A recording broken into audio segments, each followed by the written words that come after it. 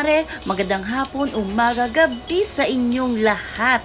At sa mga nanonood, kung hindi pa kayo nakaka-subscribe, subscribe na po para mapanood nyo yung mga susunod ko pang mga video na mai-upload.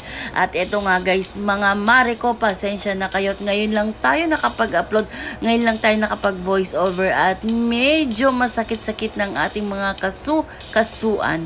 Eto na nga po yung tinatawag ng sign of aging. Eto na nga mga mare, nandito pa rin tayo sa Batanes ay Zambales po pala. Sorry naman. Sa mga oras na ito mga mare, papunta na kami sa Cecilia's Rest House. Ito yung napili naming rentahan, naming pahingahan. Dito kami nagpahinga, dito kami nagkwentuhan, dito kami nagkasiyahan, dito kami nagnomo-nomo, dito kami kumain at lahat dito na po. Ito yung pinaka last destination. At ito, masaya ang aking mga friendship dahil kakain na yung lutong ulam talaga. Kasi sa aming paglalakbay, sa ilang araw naming paglalakbay, puro na lang kami fast food, bili dito, bili doon. So, wala kaming totoong pagkain. Pero busog naman kami. So, ayun, ang ganda talaga guys ng Zambales. Wala kang masasabi. At ito nga, first time kong makarating dito sa lugar na ito. Sinabi ko na nga sa inyo, makailang beses na unang beses akong nakatungtong sa lugar na to. At nasabi ko talaga sa inyo, mga mare ko na, wow, napawaw talaga ako. So, eto yan. At eto ang aming driver na si Ma'am Celine.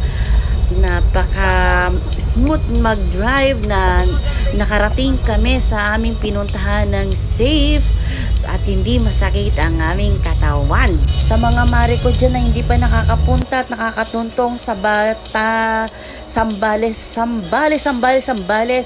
O, ayan, i-enjoy nyo yung view. Eto, at naway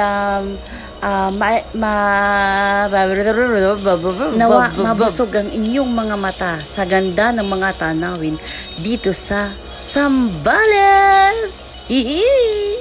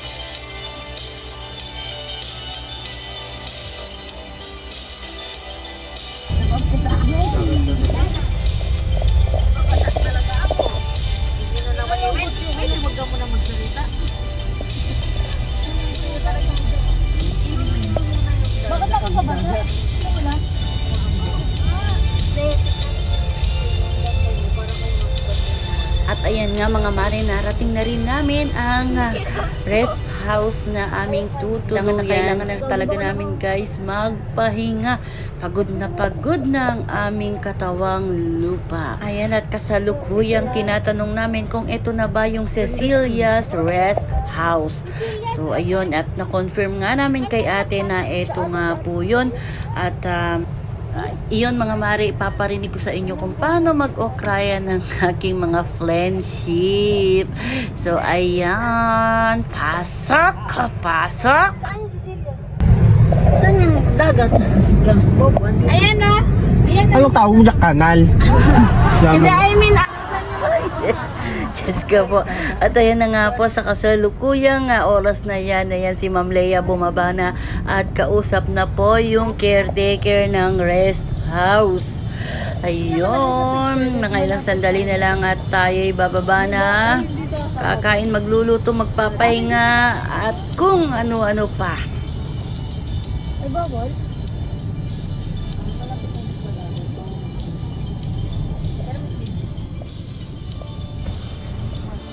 At ayan na nga, nakapasok na kami mga mare sa loob at ang ganda! Promise, at ito yung pinaka sa entrance niya. Makikita mo may kubo siya. Ayan, tapos meron siyang table na pwede kayong kumain dyan. And then, ayun, meron din siyang upuan. May karaoke na inaayos pa ni Kuya. Ito yung kitchen. Yan, dyan kami magluluto ng kung ano-ano. At ito, may dalawa siyang kwarto. Sa left and sa right. Ayan, isang kwarto dyan. At ito na nga, kailangan na natin mag-nomo-nomo.